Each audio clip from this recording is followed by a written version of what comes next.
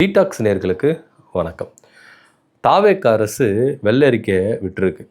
இந்த வெள்ளை அறிக்கையில் என்ன சொல்ல வராங்க அப்படின்றது தான் முக்கியமான பேசும் பொருளாக இருக்குது. பொதுவாக ஒவ்வொரு ஆட்சி அமைஞ்ச உடனே ஒவ்வொரு கட்சி என்ன பண்ணுவாங்க, வெள்ளை அறிக்கை அப்படின்றத ரிலீஸ் பண்ணுவாங்க. ஏன் அப்படின்னா, கடந்த ஆட்சியில் என்னென்ன குளறுபடிகள் நடந்திருக்கு, எவ்வளோ நிதி நெருக்கடி இருக்குது, புதுசாக நாங்கள் வரோன்னா கொஞ்சம் டைம் வேணும், ஸோ இவ்வளோ நிதி நெருக்கடிக்கு இருக்குது, இவ்வளோ கடன்கள் இருக்குது, இது எல்லாத்தையும் சரி செஞ்சுட்டு நாங்கள் கொடுத்த வாக்குறுதியெல்லாம் நிறைவேற்றணும், அதுக்காக காலக்கெடு வேணும் அப்படின்னு மக்களுக்கு புரிய வைக்கிறதுக்கு, கடந்த ஆட்சியில் என்னென்ன குளறுபடிகள் நடந்திருக்கு, நிதி நெருக்கடிகள் இருந்திருக்கு அப்படின்னு மக்களுக்கு புரிய வைக்கணும் அப்படின்ற ஒரு காரணத்துக்காக இந்த வெள்ளை அறிக்கை அப்படின்னு திமுக ஆட்சி காலத்தில் கொடுத்துருக்காங்க, அதிமுக ஆட்சி காலத்தில் கொடுத்துருக்காங்க அப்படின்றதுல எந்த வித மாற்று கருத்தும் இல்லை. ஆனால் இப்போ ஏன் இது பெரும் பேசும் பொருளாக இருக்குது அப்படின்றதான் இங்கே நம்ம பார்க்க வேண்டிய ஒரு விஷயமா இருக்குது. முதலமைச்சராக விஜய் அவர்கள் பொறுப்பேற்கும் போது தமிழ்நாட்டு மக்களுக்கு ஒரு வாக்குறுதி கொடுத்தாரு. என்ன அப்படின்னா, நிதிநிலை ரொம்ப மோசமாக இருக்குது, 10 லட்சம் கோடி இங்கே கடன் இருக்குது, இது கஜானாவெல்லாம் காலி பண்ணிட்டு போயிட்டாங்க இந்த திமுக ஆட்சிங்க, அதனால் நிதிநிலை எப்படி இருக்குது அப்படின்னு சொல்லிட்டு பார்த்து ஆராய்ஞ்சிட்டு நான் வெள்ளரிக்கை விடுவேன் அப்படின்னு சொல்லிட்டு என்ன பண்ணார், சொன்னார். அதுக்கப்புறம் வெள்ளரிக்கை எப்போ விடுவாங்க விடுவாங்க விடுவாங்க அப்படின்னு சொல்லிட்டு கேட்டுகிட்டே இருந்தோம். இப்போ ஒரு வழியாக வெள்ளரிக்கை விட்டுட்டாங்க. இந்த வெள்ளரிக்கை என்ன சொல்ல வருது, இந்த வெள்ளரிக்கையில் என்னென்ன குளறுபடிகள் இருக்குது, இந்த வெள்ளரிக்கை எதை தான் மெயின் பண்ணி சொல்கிறாங்க, எதுக்கு விட்டாங்க அப்படின்ட்டு தான் இன்னைக்கு பேசும் பொருளாக இருக்குது. ஸோ இப்போ இந்த காலகட்டத்தில் ஏன் இந்த வெள்ளை அறிக்கை பற்றி இவ்வளோ விரிவாக பேசணும் அப்படின்னு சொல்கிறதுக்கு முன்னாடி கொஞ்சம் பின்னாடி போவோமே. அதாவது தேர்தல் பிரச்சார காலத்துக்கு போவோம். விஜய் அவர்கள் தேர்தல் பிரச்சாரத்தில் பேசும்பொழுது இந்த திமுக ஆட்சியை தீய சக்தி அப்படின்னு சொல்லியிருந்தாரு. தேவையில்லாமல் காசை வீண் விரயம் பண்ணுறாங்க, பல விஷயங்களுக்கு திட்டங்கள் சரியே இல்லை, கல்வி சரியில்லை, சுகாதாரம் சரியில்லை, பல விஷயங்கள் பெண்கள் பாதுகாப்பு சரியில்லை, சட்ட ஒழுங்கு சரியில்லை, இப்படின்னு சரியில்லை சரியில்லை சரியில்லை எதுவுமே சரியில்லை, மொத்தத்தில் திமுக ஆட்சி காலம் வேஸ்ட்டு அப்படின்னு தொடர் பிரச்சாரங்களில் பொய்களை மட்டும் சொல்லிக்கிட்டு இருந்தார் விஜய் அவர்கள். அது மாத்திரம் இல்லாமல் தீய சக்தி தீய சக்தி தீய சக்தின்னு திமுகவை எந்த அளவுக்கு ஒரு பொய்களை கட்டமைச்சார் திமுக மேலே. முதல்வர் ஸ்டாலின் அவர்களுக்கு இவ்வளோ கமிஷன் போகுது, அமைச்சர்களுக்கு இத்தனை பர்சன்டேஜ் போகுது, அப்படி இப்படின்னு பயங்கரமாக விமர்சிச்சிருந்தார். ஒட்டு மொத்தத்தில் திமுக ஆட்சி அப்படின்றது தமிழ்நாடுக்கு ஒரு சாபக்கேடு அப்படின்ற விதத்தில் தான் அவர் தேர்தல் பிரச்சாரங்காலங்களில் அடுக்கடுக்கான விஷயங்களை சொன்னார். ஆனால் இது அம்புட்டும் சுத்த பொய்.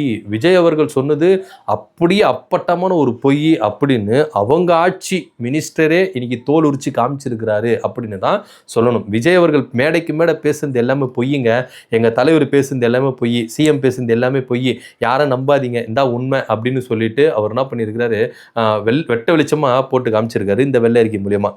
இந்த வெள்ளை அறிக்கை என்ன சொல்லுது அப்படின்னா, ஒட்டு மொத்தத்தில் அவங்க ஒரு சில துறைகளை கடனில் இருக்குது அப்படின்னு சொல்கிறாங்க. இதுக்கு முன்னாடி திமுக ஆட்சி 2021 வரும்பொழுதும் இதே நிலைமை தான் இருந்தது. ஒரே ஒரு விஷயத்தை மட்டும் எல்லாரும் ஞாபகம் வச்சுக்கணும்.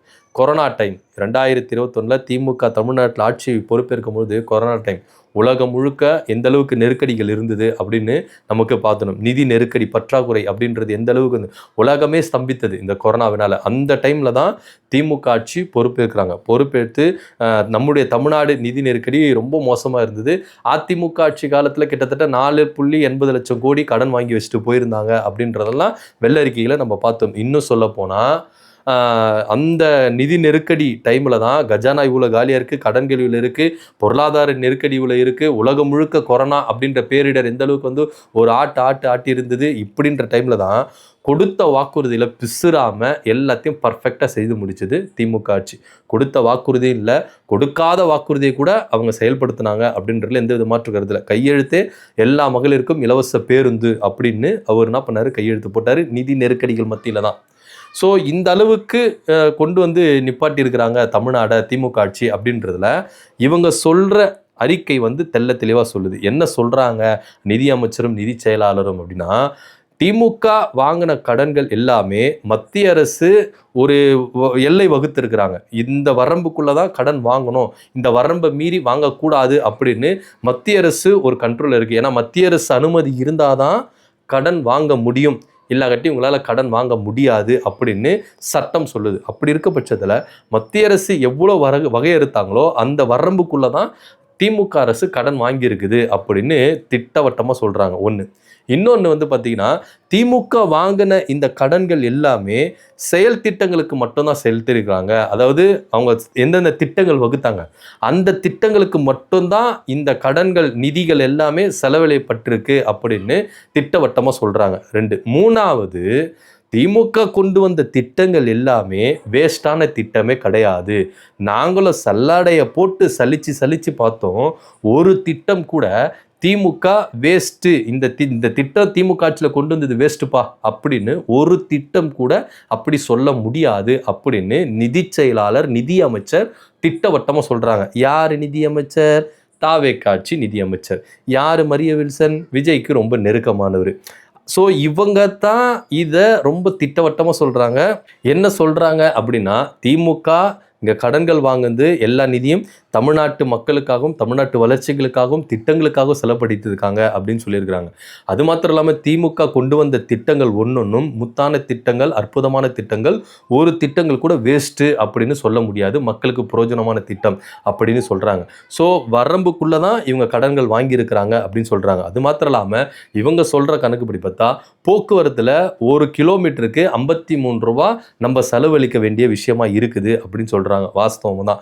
ஆனால் திமுக இங்கே ஆட்சிக்குள்ளே வரும்போது இந்த போக்குவரத்து செலவு ஒரு கிலோமீட்டருக்கு எவ்வளோ இருந்ததுன்னா 59 ரூபாய் இருந்தது. ஆனால் இப்போ அதை 53 ரூபா குறைச்சிருக்கிறாங்க. செலவினத்தை குறைச்சிருக்காங்க. இதை ஏன் பேச மாட்டேன்றீங்க அப்படின்ற கேள்வி இருக்குல்ல. ஸோ ஒட்டு மொத்தமாக இங்கே எந்த ஆட்சியை தீய சக்தின்னு சொன்னீங்களோ இன்னைக்கு உங்கள் வெள்ளரிக்கையின் மூலயமா தூய சக்தியாக மாறி இருக்குது அப்படின்னு தான் சொல்லணும். இந்த தீய சக்தியை மக்கள்கிட்ட தூய சக்தியாக மாற்றினது யாரு? விஜய் தான் அப்படின்றதுல எந்த வித மாற்று கருத்து இல்லை. நீங்கள் மேடைக்கு மேடை நீங்கள் என்ன பண்ணுறீங்க? திமுக ஆட்சி கொண்டு வந்த திட்டங்கள் சரி கிடையாது, கல்வியில் எதுவுமே கிடையாது, அதில் எதுவுமே கிடையாது, எதுவுமே கிடையாது, இவங்களுக்கு இவ்வளோ பர்சன்டேஜ் போகுது, அவங்களுக்கு அவ்வளோ பர்சன்டேஜ் போகுது, எல்லாமே என்ன பண்ணுறாங்க, இவங்க கொள்ளையடிக்கிறாங்க இப்படின்னு தான் சொல்லிக்கிட்டு வந்தீங்க. ஆனால் இன்னைக்கு நிலைமை என்ன? நீங்கள் கொடுத்த வெள்ளரிக்கை மொத்தத்தில் திமுக சாதனைகளை நீங்கள் சர்டிஃபிகேட் கொடுத்துருக்கீங்க. திமுக நல்லது தான்ப்பா செஞ்சுருக்கு, திமுக மக்களுக்கு நல்ல திட்டங்களை தான் கொண்டு வந்திருக்காங்க, திமுக கொண்டு வந்த திட்டங்கள் ஒவ்வொன்றும் இங்கே சூப்பரான திட்டம் அப்படின்னு இங்கே உங்கள் வாயாலே நீங்கள் சர்டிஃபிகேட் கொடுத்துருக்கீங்க. ஒன்று.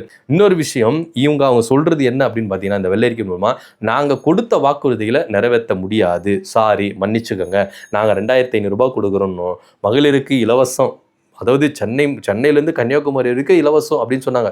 குறிப்பாக நீங்கள் லேடிஸ் எல்லாம் என்ன பண்ணணும் அப்படின்னா, ஒரு பேக்கில் ட்ரெஸ்ஸு, சாப்பாட்டுக்கு காசு, இது மட்டும் இருந்தால் போதும். நீங்கள் சென்னையில் இருந்து கன்னியாகுமரி வரைக்கும் எந்த பஸ்ஸில் வேணாலும் எப்போ வேணாலும் நீங்கள் இறங்கவே தேவையில்லை. நீங்கள் எங்கே வேணால் எப்போ வேணால் போய்க்கலாம். ஸோ அந்த மாதிரி தான் விஜய் அவர்கள் சொன்னார், சென்னையிலேருந்து கன்னியாகுமரி இருக்க எல்லா பேருந்துலேயும் மகளிருக்கு ஃப்ரீ அப்படின்னு. ஸோ நீங்கள் ஒரு பேக்கில் வந்து என்ன பண்ணுங்கள், ட்ரெஸ்ஸை மட்டும் எடுத்துக்கோங்க, சாப்பாட்டுக்கு காசு எடுத்துங்க, டிக்கெட்டெல்லாம் வேணாம். சென்னையில் நீங்கள் ஏறினீங்கன்னா கன்னியாகுமரி வரைக்கும் எத்தனை நாள் வேணாலும் எப்போ வேணால் நீங்கள் இறங்கே தேவையில்ல பஸ்ஸை விட்டு, அப்படியே நான் சூப்பராக என்ன பண்ணலாம், ட்ராவல் பண்ணிக்கிட்டே இருக்கலாம். இந்த ட்ராவல் பண்ணுற ஒரு எண்ணம் இருக்கிறவங்களுக்கு எல்லாருக்குமே இது சூப்பரான ஒரு சான்ஸு.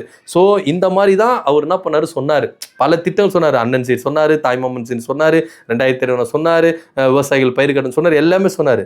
ஸோ இது மூலயமா என்ன சொல்ல வராரு அப்படின்னா, எங்களுக்கு கடன் இவ்வளோ இருக்குது, அதனால் எங்களால் செய்ய முடியாது, சாரி மன்னிச்சுக்கோங்க, எங்களை கேள்வி கேட்காதீங்க அப்படின்னு விஜய் அவர்கள் இப்போ இங்கே இது வெள்ளரிக்கை மூலமாக சொல்ல வர்றார். ஒட்டு மொத்தமாக இந்த வெள்ளரிக்கை 2 விஷயத்தை தான் பயங்கரமாக என்ன பண்ணுது சொல்லுது. ஒன்று, திமுக இந்த 5 வருஷத்தில் நல்லது மட்டும்தான் செஞ்சுருக்கு.